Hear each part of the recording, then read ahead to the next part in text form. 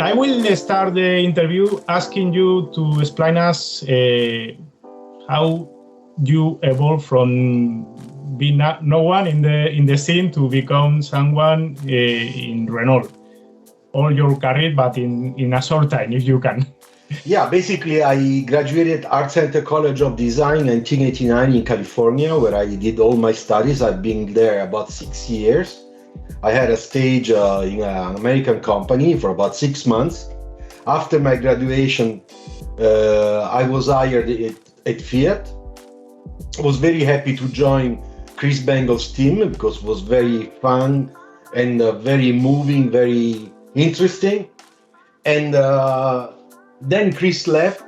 Peter Davis took his place, and I started to be a sort of a junior young design manager for the small segment cars. So I started with the Fiat Cinquecento, Nuova Cinquecento. And then from there on, I did all the restylings because the car was already in production with the design that was between Ermanno Cressoni, our fantastic architect, more a father than a real boss, but fantastic person that sadly it's years that he's not with us anymore, and also from and then completed by other designers of that time, like the twins Piovano, who are very, very famous in Torino, in Fiat. And then I started moving from there, and after 11 years of Fiat and few very nice projects that really touched my heart in terms of experience, human experience, and also as a designer manager. I also taught at car design school for about 11 years. So during this period in Fiat, and I was at Art Center Europe as a teacher for 4 years. Istituto d'Arte Applicate Design before that became a university. So in a very early stage, for a couple of years, I was giving evening classes. And then I left those two schools, and I got consecrated completely to the new transportation design department of Istituto Europeo di Design in Torino. Istituto Europeo di Design opened up the department with me, so I became the chair and one of the teachers. I had a team of 6 teachers, all internationals. I was the only Italian for a good period of time. And we were all coming from international schools. I didn't want to have anybody from Italian schools or European traditional schools because it was the moment, really, the period to inject a new way of teaching, a new method, which was more American or Anglo-Saxon than Italian. It was, to me, a little bit too traditional. And then we tried to put in that method a lot of Italian culture in terms of what does it mean to be functional, so to do good design, but also what it means to be very emotional, which is something that comes a lot from the American designers from the 50s and the 60s, which were my teachers at the end when I was in school. So after all that, I had this great opportunity with Renault. And since then, my career took another step, much more important. And so I left Mamma Fiat, which is considered for me like a mother. Yeah. You know, the whole environment, in Fiat, the good things that you can make mistakes. It's not that bad. It's a great place where you can learn, at least at that time. Now, to be honest, I don't know anything about today's Fiat or the other brands that are Italian. I know the new design Fiat director and Alfa Romeo because they were 2 of my ex-colleagues for the past 15, 20 years, and they are great people. So I know that the design centers now are in good hands. But at that time, you could have lots of initiative. You were really free to exercise your creativity and also to exercise your intuition in terms of management. And in this, I had to say that Chris Bengal gave me a lot of inspiration. A part of the inspiration comes from Chris, another inspiration comes from my father, who has been a great manager in a different domain, but dynamics in management are very similar. Yeah. So you can change field, but when you talk about planning priorities and tactic and strategies, they are not really very different. And all that helped me out to get into Renault and start becoming a manager. Today I am a senior manager. Some years went by meanwhile. And also because I could not teach anymore, I started online, in a way, teaching online with my website, lucianobove.com. And then YouTube arrived, so I went on the platform. Yeah. And today, Facebook, but mainly I would say Instagram and YouTube. YouTube is something that I keep freshly updated every week. I have some lives with people, young people, because the thing of sharing, what I can share, of course, without respecting the ethic and what it's normal from a professional point of view. It's something that not many people do, and something that I like very much too. So you are in my YouTube studio, I would say. It is my studio, but it's in the YouTube configuration. So I have several cameras in front of me, microphone on the right, and stuff. And that's how I end up in Renault, where I did very interesting projects that people can Google my name and find very easy. You are now a manager, but do you still draw something, or you manage the team to? I have to say that in Renault, it's very different from the way I used to be a young manager in Fiat. In Fiat, we have to see also the historical period, okay? When I was in Fiat, Fiat Design Center, first with Chris, then with Peter, and then with the other that came after, became, how can I say, started to put more money in developing a design center in the real sense, So the studios, and this was the first thing that Chris made to make sure that we could move out of where we were before, which was not very, I would say, very design, compared to the international design centers already at that time.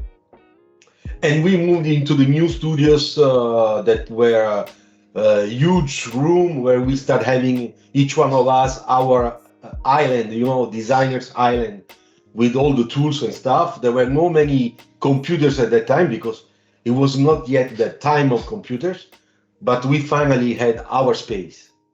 And it was an open space, so very American style of working all together. It was very nice. You could make a lot of fun, jokes, work hard, get pissed, whatever. And then we had a very nice meeting room with all glasses, so sort of transparent, very big, very nice. So that was the start. Then new designers came out because teaching at school in Italy provoked that I was trying to push for our best students. Yeah. And Fiat, I have to say, that made an incredible effort in sponsorizing, giving money to make projects with the brand. And then I used to, as a school manager, I used to go and search for suppliers like PPG, Stola at that time, to make the models and get the logos. And then Auto and Design with Fulvio Cinti gave us an incredible hand, giving us publicity with interviews, photos. So all that gave a great contribution in growing up the team of designers. So we started growing up young designers. We were getting a little bit older, so we were in our 30, 35. Yeah. And we started having a new layer of young designers. And with those young designers, ex-students of mine, I had the pleasure to make the Fiat Seicento, because that was the first project where I was a real design manager with designers. And it's true that at that time I was still sketching because I was very young. And that's why there are lots of sketches of mine on the Seicento online. But there were also a lot of work from other young designers that were freshly hired. And I forced them a little bit like in school. Each one had their own presentation, their own model. We did a tape drawing in full scale. So we went through the whole process that I knew from school. Yeah. And that was great because it was easier to make a choice. Everybody were satisfied, even those that were not selected. Then the final choice of the final design were basically a little bit me, Luciano Speranza, and then on the sporting version there was a lot of Ernesto del Pero, Salvi del Pero. So there were a lot of, we found the right mix because we were doing things that were very compatible. And I had a lot of fun. The guys had a lot of fun with me. But believe me, the engineers were not very happy to have me in the meetings. Because I always, how can I say, I still today, it's a little bit difficult. Because I find that the two mentalities really don't stick together. Yeah. So if somebody tells me a designer can work really well, it's super well with an engineer, especially in car design, I will never believe. I will tell you that I'm a mechanical engineer, so... Okay, sorry. But I am very open in saying what I think. Yes. At my time, I was always talking about someone to be between the engineers and the designers that had the feeling for the designer, but also the feeling for the engineering team. You should have someone in that place. It's very hard. For example, I learn because I always ask questions. Still today, because it's a long learning process. Yeah. I learned a lot about engineering, about how you make a car, whether it's plastic technology, sheet metal technology, welding, tolerances, light technologies, I know. So it's difficult to say that something cannot be done. Yeah. Cannot be made, or that is too expensive. Yeah. So it's very difficult. And we know, I know, and that of course sometimes creates frictions. But that's how then you push the system, to innovate and make new things. Because engineering department, I worked for 10 years with Patrick Lecharpie at LCI in Renault, where we used to make a lot of running prototypes with the new design that few people saw, because most of those are top secret projects still today. And we were a big team, engineers, product planning, design, all three together in the same team. And we always had friction, because even there that we had to propose only innovation, still there are people who would like to do carryover parts on a project that is a running prototype that we will never produce. So it's useless.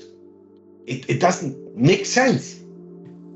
You can push the envelope because it's only one unit. So design is there to push.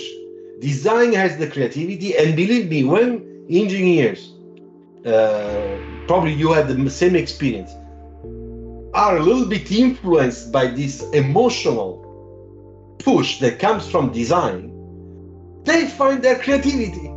It pops out. Yeah. And then there you go, you do something really cool, and everybody at the end is happy. Yeah, that's very good, we did it. Yeah, but how much hell did we went through before you got convinced? You see, the switch is there. We should have that switch a lot earlier in the process to make sure that if we do innovation, we really do innovation together. And we know that probably something will cost more money, we have to justify. But if we have a solid, project and a solid presentation, there is no way that the big boss is not going to risk a little bit of extra money. Yeah, of course. Going backwards, going to the start of everything, how do you get involved in designing the Cinquecento Sporting, first of all? Yeah, the Cinquecento Sporting, it's a very nice project that really touched me personally because it was my first project, my first real project. They told me, Luciano, you will become chief designer A segment. I didn't even know what did it mean. So the week after this huge meeting between Alfa Romeo, Lancia, Fiat, I went to Chris Hoff and said, Chris, you have to explain to me, what does it really mean? Well, chief, you're going to be responsible of projects that are in that segment. Okay, so you will receive notice, people will call you, you follow, if you have problems, you come and see me. Okay. But I was alone. And we did not have all the designers that we had 2 years later. So basically that was a one-man show. And to be honest, in one-man show, I feel pretty comfortable, even when I make mistakes, because everybody makes mistakes or when I have doubts.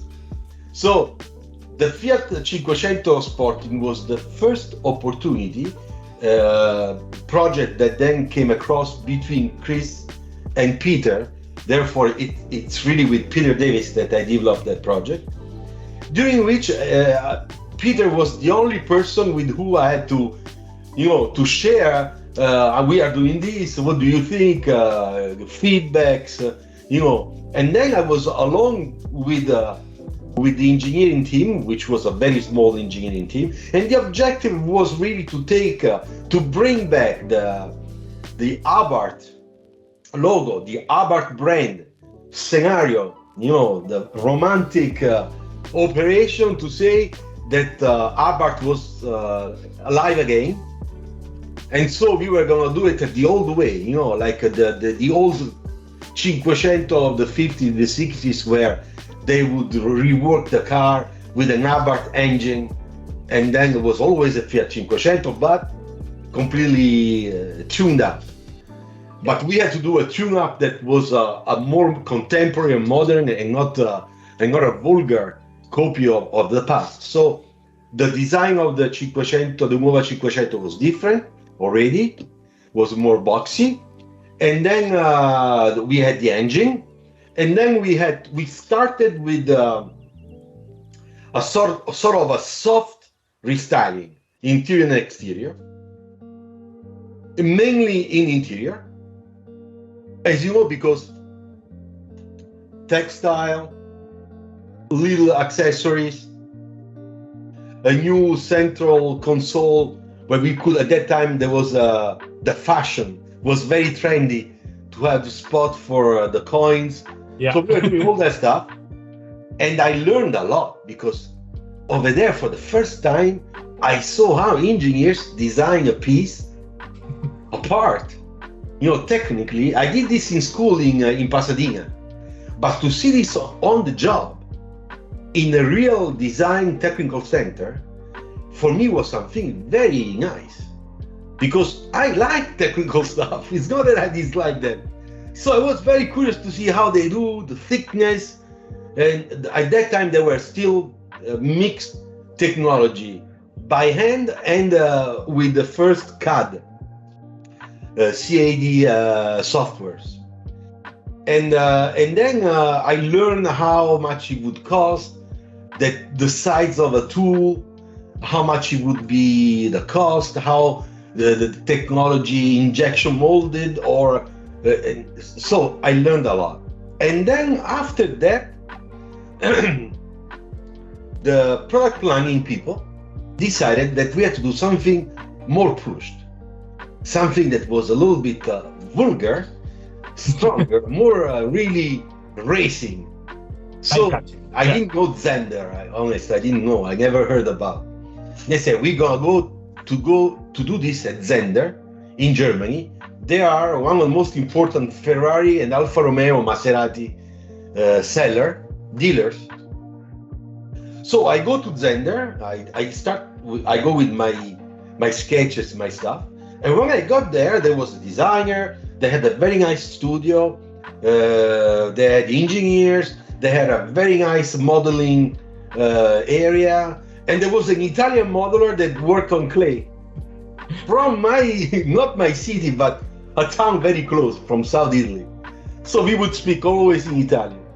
And with Zender, we did the first kit to do the Abarth, the real, what I call the real Abarth, with the round fog lights in the front. We added a few things, That one was cool.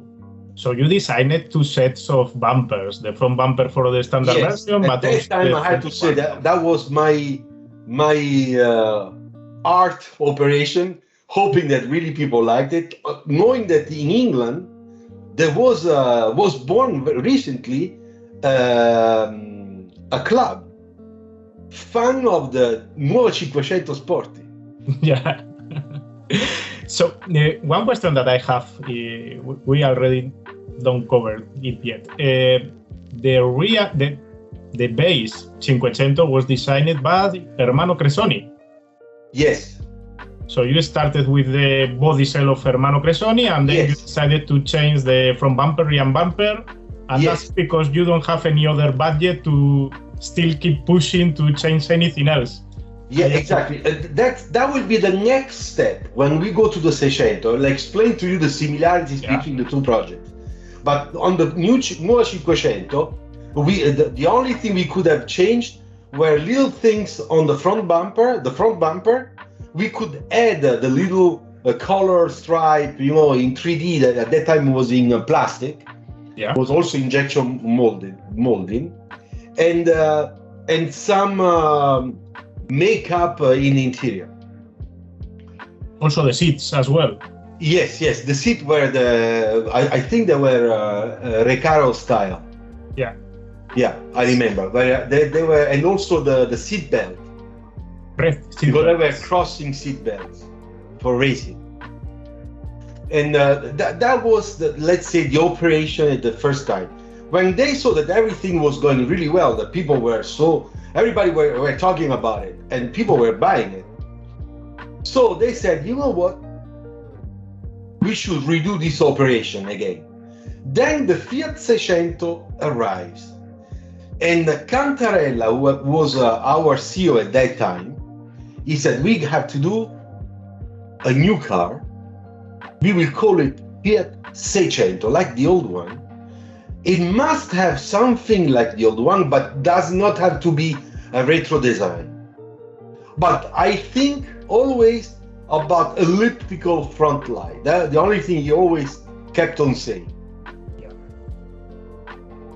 But we're gonna do this in a wise way because we don't have money to do it. As always, so we did the Fiat Nuova Cinquecento. We will keep all the glass area. We will keep, we change the exterior metal body, but we keep the top of the Nuova Cinquecento. We change the bumpers. But everything else is the Nuova Cinquecento, so it's a full carryover almost. If you can save the process of welding in the facility, no? Yeah. Then we will earn more money, and that's what we did.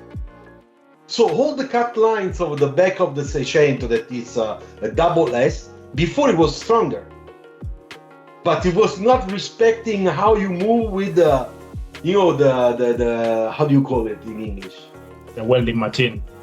The one to weld, the weld machine. The spot welder, yes. Yeah, because it was manual that time, and there was only a certain latitude, left and right, to move it. So if you did it too much, there would be more time, and that more extra time would be more expensive in the welding process. So we went from a design that we wanted to keep emotional. So here there is my little model. So okay, nice. This is a Sporting, huh? Yes.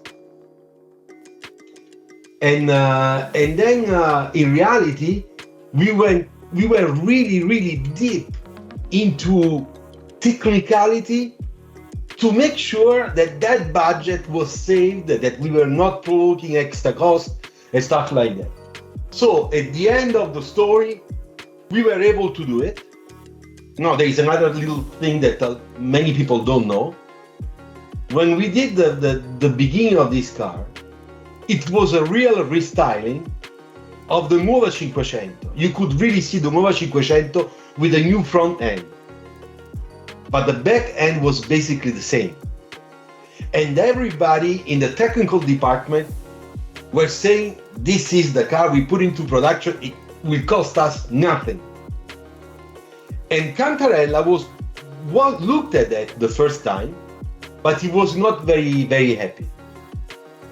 Then after the first 2-3 months that we were making the first model, the CEO of Fiat Auto Poland contacted my boss at the time and said, we have a period of time where we don't make new toolings in the facility. I have 6 modelers that don't have job. Can we ask them to make one of your model, maybe an alternative model of this Fiat Seicento that then we will build here, so they get excited about the new car? So he said, I will pay for all the expenses. Just send me Luciano and 2 or 3 people from his team. They can stay here 3 months, 2 months, 50 days. Luciano can travel between the project in Torino and the other one here. And so we make them work and maybe we get some ideas from here. Well, this one is the one we made in Poland. Because over there, we had Mr. Engineer Kowalski. I don't know where he is now, but he was a great man. And I hope that one day you can see the video. Because he said, here we're gonna make all the technical part for you and we will not stop your ideas. We're gonna do exactly what you want. So we made all soft surfaces, we changed the lights, in the back, but we saved all the DNA of the Nuova Cinquecento. So basically we had 2 alternatives. One was a little bit more expensive, this one is true, but we knew that the people would look at that like a real brand new car, and not like a Nuova Cinquecento. So when Cantarella saw it, yes. You changed even the C-pillar, the last pillar of the car? Yes. Yeah. And there is a story on that. Because at the beginning, it was just a copy of the Fiat Cinquecento, Nuova Cinquecento.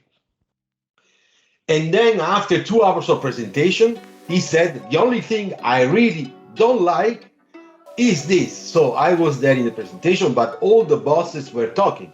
I have to tell you that I was very young at that time.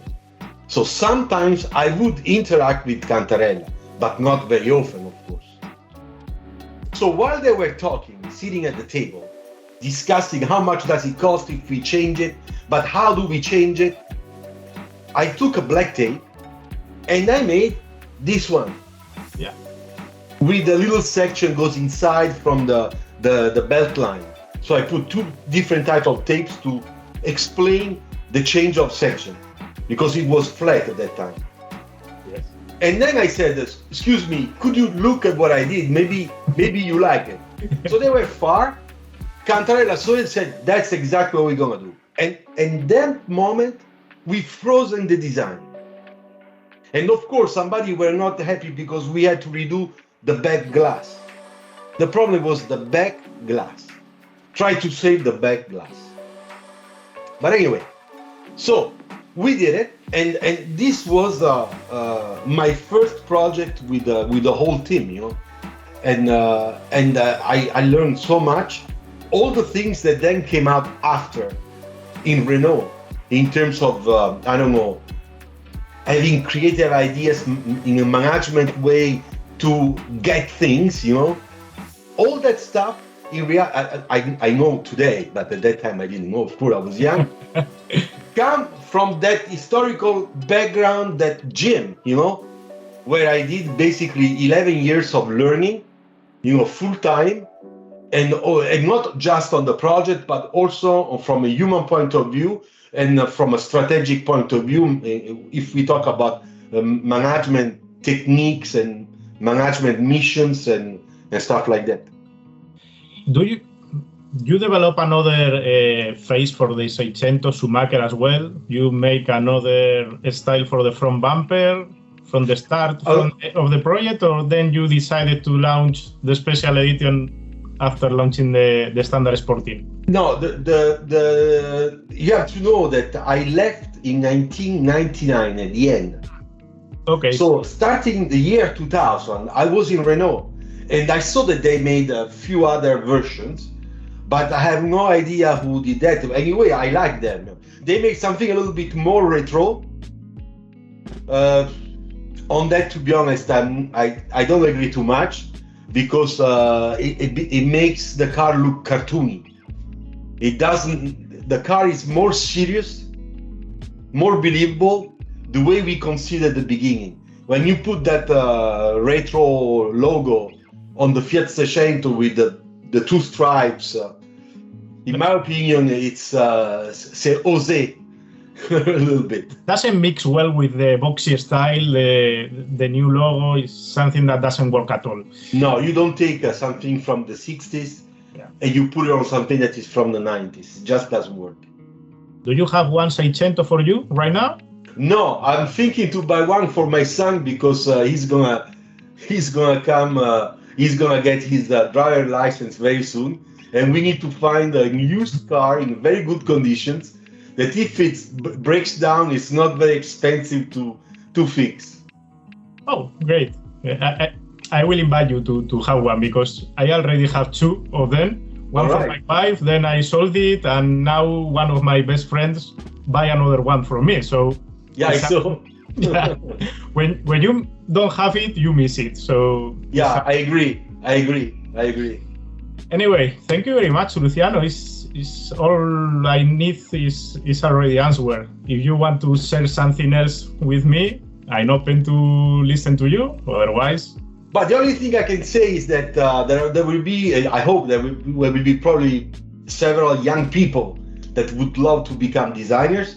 Somebody are thinking of how can I do to become a designer? Well, you can always come and check my YouTube channel. No, Luciano Bove, you will find me. It's very easy, or you can Google my name. But one thing I want to say to everybody is don't stop thinking that it cannot happen to you, because it can happen to you. Of course, you have to put lots of hard work, because if you don't work hard, especially in design, you don't go anywhere, because our sketches, our design, our illustrations, the way we present them is the proof that we have a value on the market. If you don't have that, or if that is mediocre, just average, you won't get in, because our department, our field, it's really highly competitive. So this is something people must understand. There is competition in design. So I know that a lot of people come from a public school and they say, yeah, but that's not saying it's bad. Not true. It's good if you do it correctly, because it really pushes you to go to the extra, to make extra steps and find extra limits of what you can offer.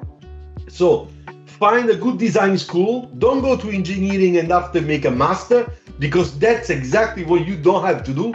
It's very rare that somebody hires a student with a master in transportation design after 5 years of engineering, because the portfolio won't be at the level. So you spend money for nothing. And I know that probably I'm making some people from schools as the enemy. I don't care. But the most important thing is that if you want to do a master in car design, whether you are already a designer, you feel that you have to do something extra. In that case, the master is fundamental. If you are a product designer and you want to learn about car design that is more complicated, you should go for a master. If you are an architect and you want to learn how to use your creativity and exercise in the automotive design, you can go and get a master. But if you're an engineer, you are too far, because it starts from the mental approach. That's my opinion, of course. No, you're right. We are too practical to change our minds in order to become a designer, because we always have some kind of limits in our heads, thinking about what can be done and what cannot be done. A designer starts from an open mind and then go to the problem. We start with the problem and then it's I would more say difficult. that's you explained really well, because that's exactly the limit, in my opinion, that you engineers put to yourself, simply because starting from school, that's how engineering is taught. But Solving problems, yes. I always say, break the rules. Break the rules. Sometimes I have students on my online course, because I teach online to sketch. I prepare people that then will be admitted to school or to masters. And I always say, break the rules. And some of them are from art school that are public. And their teachers are mad, because they are trying something different with I don't know, with markers or with and I say, don't care, don't show him. Do it for yourself. Make the experience. Then if you don't like it, okay, put it on the side. But don't stop yourself from exploring. Because that's the best way to do problem solving, to do it well, and to gain experience, so that in one situation or in another situation, you will know exactly what strategy to apply. Nice. I have one question for you. Yeah. You have a lot of people that you have already taught in your career. Yes. But I have the feeling that few of them can find a place to work designing cars, because there are so little opportunities to become a professional car designer. It's true. Versus 100 people each year going to the master school, to the design school. It's something that stops you to try, because, as you say, it's something that is very competitive. It's hard to... No, but what I say always to everybody, there are two things that are very important. They are very true, okay? First of all, in the last 20 years, because I look at design schools a lot, because I am always, there's this feeling, that I check what they do. And also the new ones, China, India. Now I know that in Malaysia, there is universities trying to do car design too. So I look what's going on, and I check also how those schools are acting in order to get students. I'll give you an example. When I was the chair of transportation design department in Instituto Europeo di Design until 1999, the end, we had a close number of 25 students each year. Is the cap. Yeah, No more than that. Sometimes we had 23 or 22. Then those were the people that would enter the first year. After the first year, 2 or 3 left. Yeah. One was flanked by me, means that I gave really bad notes, he could not continue, or he had to repeat the year, so they go away. So what it's remaining until the end are really the ones that are strongly motivated, they are the best ones, and they still move on because they have the quality to pass the exam, that level. And we were very demanding, because I told my teachers, that were my friends, all of us went to schools like Art Center. We know what it means. How you have to be disciplined, severe, make fun, but still, I want you to do the same thing here. We all do the same thing here. So it was tough. When you get that group of people to the last year, it's normal that you have, on 20 people, you have 3 that are really the best ones. Then you have 5 that are very good. So you will already have 8 people. Then you have other 5 that are, they could be there, but they are not quite there, even if they put a lots of effort, Okay, and then you have others, so we are 5, 10, 13, we still have 5 or 6 that will not make it. And those 5, 2 will make it, maybe 1 year later, and meanwhile they work out to improve the portfolio. Yeah. And other 2 will be in other field, always related to design or car design. But the best ones between 25 is only 3. So that's what I say to everybody. You are all eligible to be part of this class, and that's already something. Yeah. But the pain in the ass is starting now. For the next 3 years or 4 years, you're gonna sweat, because out there we have always the same number of brands, the same numbers of people that are hired per year. And if it's like in those days, it's almost 10 years, that there is a economic recession, not everybody has money to hire people. Therefore, there will be less requests. Yeah. Now, schools are increasing in worldwide, and they are not applying what I used to do or what Art Center used to do, 25 per year.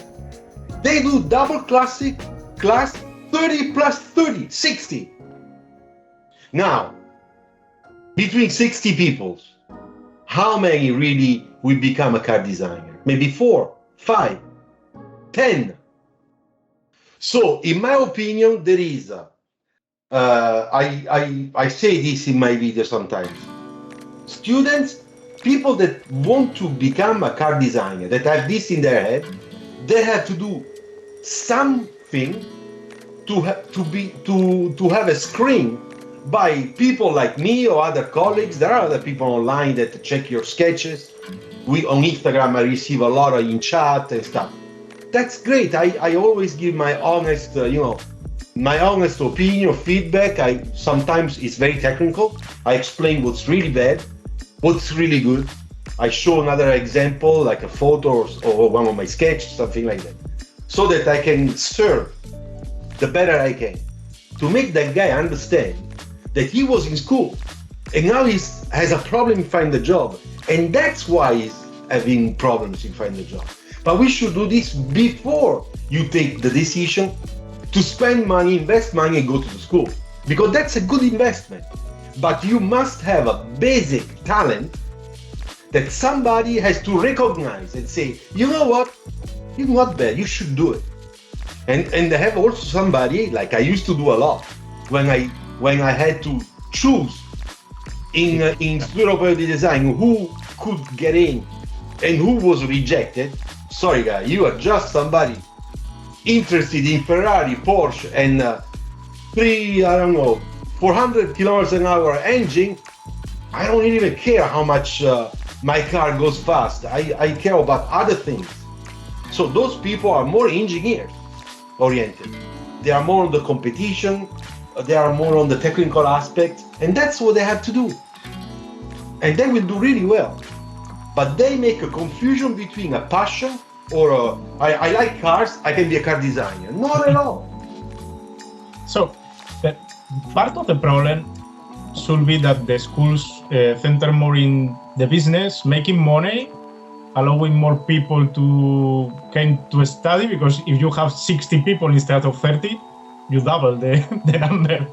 So I would say that this is a business model. I understand that today everything is more expensive, but if I had the pleasure, let's imagine, that tomorrow I have the opportunity to be design director in a transportation design school, there will be 3 things that I will never do, but really never do.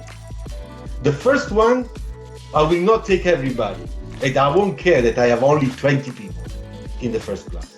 The second thing I would do, I will never talk with politics, because I see a lot of people talk with politics.